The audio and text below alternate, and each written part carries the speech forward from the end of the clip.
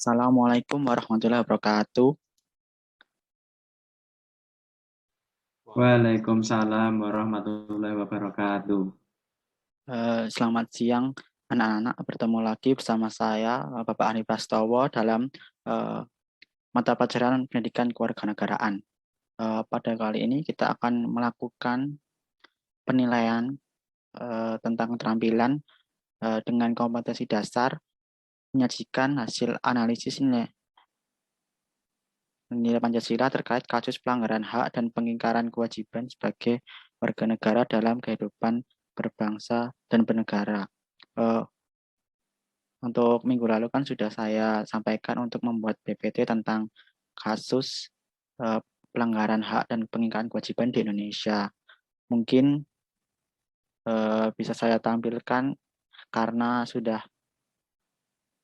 tugasnya sudah dikumpulkan di link Google Drive yang sudah saya buat. Mungkin bisa saya share screen kan.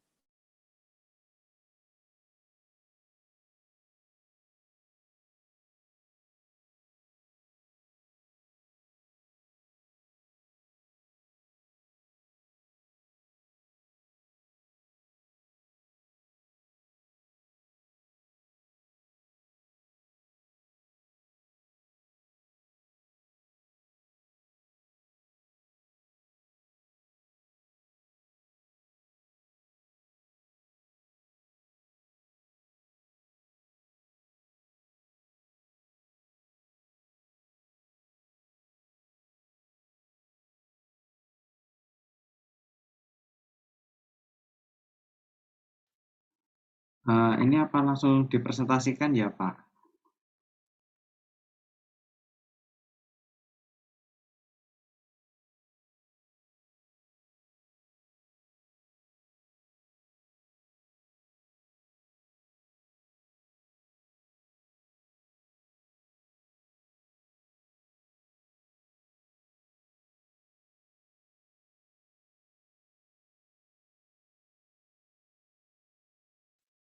Tes tes. Mohon maaf, Pak, apakah suara saya bisa terdengar?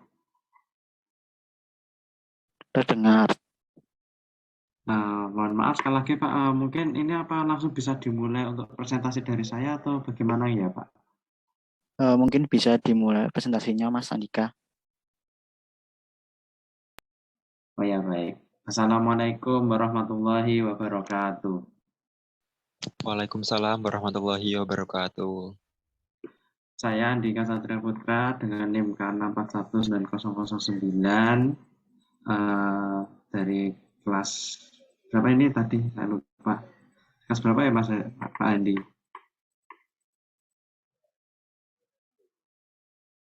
Ya, saya akan menjelaskan bagaimana korupsi bansos oleh ex-Menteri Sosial Juliari Batubara. Next. Saya akan jelaskan pembukaan. Nah, di sini korupsi adalah salah satu bentuk pelanggaran HAM yang berat di Indonesia. Korupsi sangat berkaitan erat dengan pencucian uang yang dilakukan oleh seseorang dengan menyelewengkan kekuasaannya hanya demi kepentingan pribadi maupun golongan. Menurut WJS Purwadarminta, korupsi ialah perbuatan yang buruk, seperti penggelapan uang, penerimaan uang sogok, dan sebagainya. Nah, berdasarkan Undang-Undang Nomor 31 Tahun 99, korupsi ialah tindakan setiap orang yang secara melawan hukum melakukan perbuatan untuk memperkaya diri sendiri atau orang lain atau suatu korporasi yang dapat merugikan keuangan negara atau perekonomian negara. Selanjutnya untuk beberapa pengertian lain disebutkan oleh Muhammad Ali pada tahun 1998. 1. Korup artinya busuk, yaitu suka menerima uang suap atau sogok, memakai kekuasaan untuk kepentingan sendiri dan sebagainya. Kedua, korupsi artinya perbuatan busuk seperti penggelapan uang, penerimaan uang sogok, dan sebagainya. Kemudian ada juga koruptor yang artinya orang yang melakukan perbuatan korupsi. Dengan demikian, arti kata korupsi adalah sesuatu yang busuk, jahat, merusak. Berdasarkan kenyataan tersebut, perbuatan korupsi menyangkut yang pertama yaitu adalah sesuatu yang bersifat amoral, sifat yang keadaannya busuk, kemudian menyangkut jabatan instansi atau aparatur pemerintah, kemudian penyelewengan kekuasaan dalam jabatan karena pemberian, kemudian ada menyangkut faktor ekonomi, politik, dan penempatan keluarga maupun golongan ke dalam kedinasan di bawah kekuasaan jabatan. Lanjut. Yap, leher artikel. Nah, artikel ini telah dimuat pada tahun 2020 yang sebelumnya terjadi kasus korupsi bantuan sosial COVID-19 yang dilakukan oleh Menteri Sosial yang bernama Juliari Batubara. Nah, tindak pidana korupsi tersebut juga menjadi perhatian masyarakat di Indonesia karena telah merugikan negara sebesar miliaran rupiah. Yang mungkin untuk nominal bisa dicek telisik lagi mungkin di website yang bersangkutan mungkin ada perbedaan pendapat. Kemudian ada memang tindak pidana korupsi itu cenderung dilakukan oleh pejabat di tingkat daerah maupun pusat. Jadi menurut saya korupsi ini benar-benar sangat kompleks sekali. Jadi di berbagai aspek manapun. Mungkin tambahan saya seperti itu. Lanjut. Nah, isi artikel ini yaitu bermula dari adanya program pengadaan bantuan sosial COVID-19 berupa paket sembako dari Kementerian Sosial pada tahun 2020.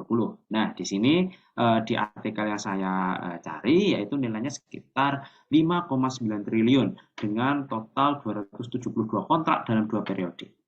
Juliari sebagai Menteri Sosial kala itu menunjuk Mateus dan Adi sebagai penjabat membuat komitmen atau disingkat PPK dalam pelaksanaan proyek tersebut, yaitu dengan cara penunjukan langsung para rekanan dan diduga disepakati ditetapkan adanya fee atau biaya dari tiap-tiap paket pekerjaan yang harus disetorkan pada rekanan kepada Kemensos lewat Mateus.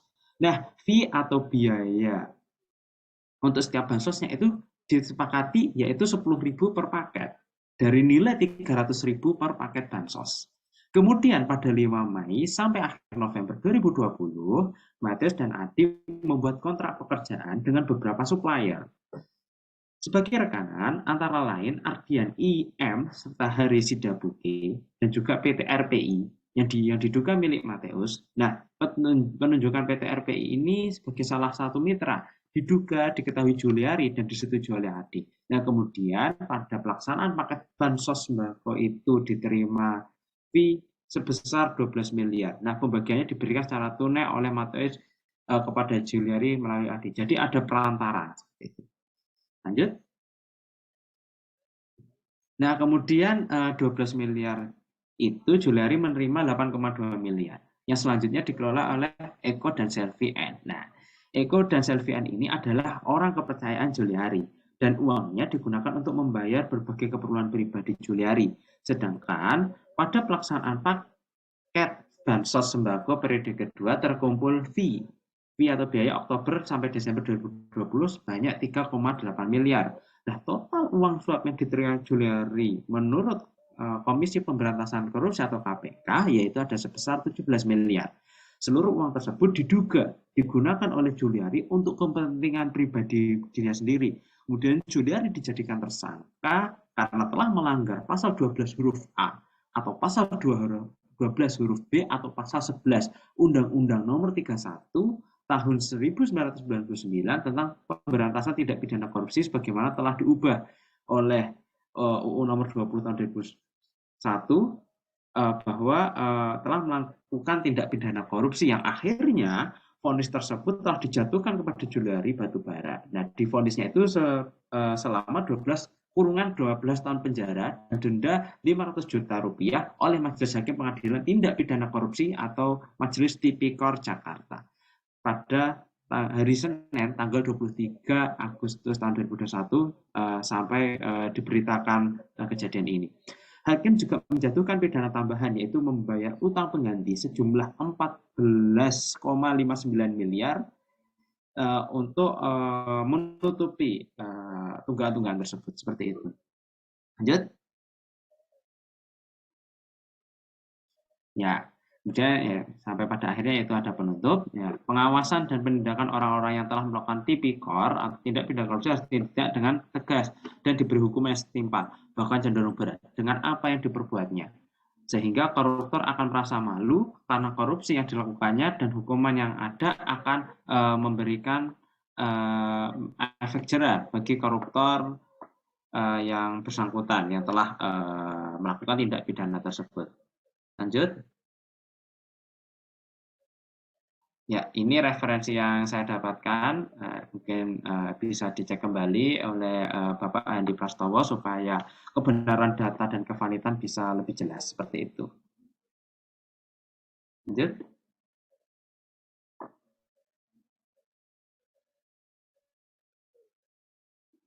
Ya, mungkin itu yang bisa saya sampaikan. Mohon maaf, mungkin ini kameranya mati karena ada sedikit kendala pada kamera saya.